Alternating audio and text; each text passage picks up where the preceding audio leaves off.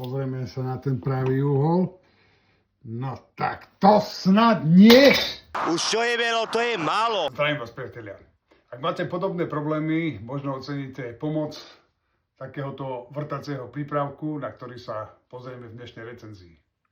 Do tohto čínskeho stojanu sa dajú upnúť vrtaky maximálneho priemeru 10 mm. Stojan je vybavený dvomi kolíkmi, ktoré môžu byť upnuté na spodnej alebo vrchnej časti základne a umožňujú vystredenie obrobku. Nájdeme tu i škálu s dorazom, ktorým sa dá nastaviť hĺbka vrtania. S priloženým dorazom je možné vrtať sériu dier s rovnakým odstupom od okraja. Poďme sa teraz pozrieť, či s pomocou stojana navrtám kolmejšiu dieru ako z ruky.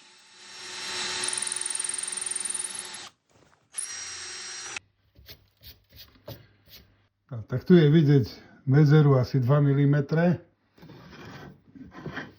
V tomto smere. No tak v tomto smere to je asi 5 mm. Kde udělali soudruzi z NDR chybu. Celkovo som stojan skontroloval na asi 3 dierach a tie výsledky boli konzistentné. Nenachádzam na ňom nejakú očividnú chybu, ale predpokladám, že problém bude v nízkej tuhosti.